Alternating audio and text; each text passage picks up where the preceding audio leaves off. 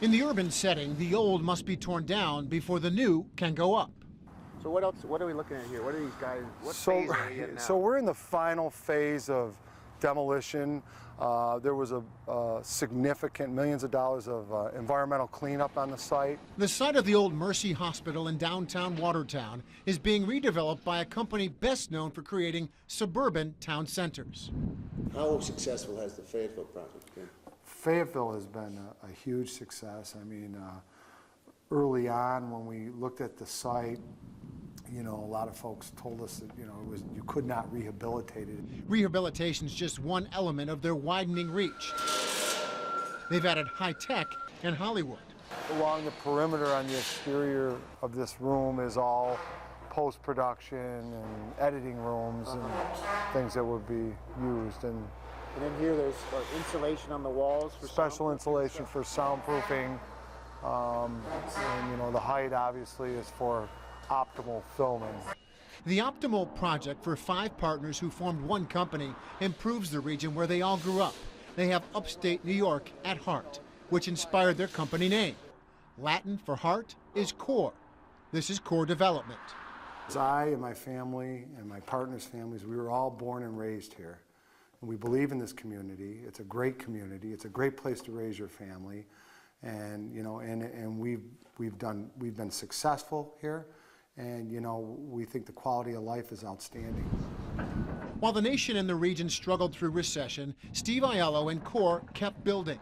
From 1998 through today, real estate they developed is valued at more than $400 million. It stretches from Batavia to Colony, Fayetteville to Watertown. How have you bucked that trend? Like, well, what has helped you do that? Well, you know, we're kind of a tight-knit group. I mean, and, you know, we have a big presence, but we have a small group. We work very efficiently, but we also look at projects for sustainability. And you know, we've had great success with the quality of projects that we build. I mean, primarily, we own all of our projects and we manage them. So when you walk into one of our projects, you know, we make sure that we pick up the papers and it looks as though you're walking into your house. It's important to us. And I think that's had a lot to do with our success. Success that has developed over 5.5 million square feet of space out of a company that started with 2 offices and 2 cell phones developing sites for a muffler chain. Now it's rebuilding urban cores, turning an aging vacant hospital site in Watertown into a 4-story mixed-use complex with office, retail, and 186 residential units. It'll be called Mercy Heights. You start out building shopping space. Yeah. Why have you changed that perspective over time? Well, you know, for many years we built regional suburban shopping centers, and, you know, we loved what we did. But about 5-6 years ago, we decided to, you know, collectively take all of our resources from office development, retail development, and residential development and kind of repurpose and basically start to do these urban redevelopment projects. Some of these projects get off the ground thanks to government incentive programs. In this case, COR gets a total of $4 million in state economic development money, one piece of a $65 million project. Our objective is to basically put a business model together to identify a good site for development, to go forward on the basis that we're going to build it with conventional financing.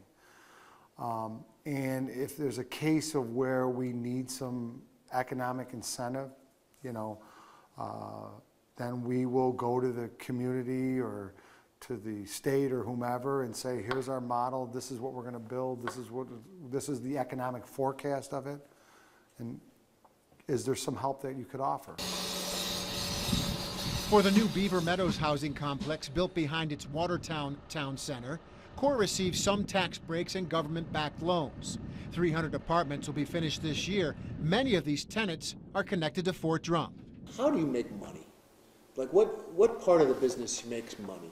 You know, you control a lot of it. Yeah, I mean, where along the way does money come into COR? I mean, ultimately we make, old-fashioned, we make money by renting real estate.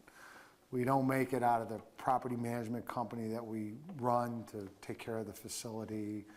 You know, we typically don't look at, you know, government incentives unless there's a need to move the project forward, so it's on an as-needed basis.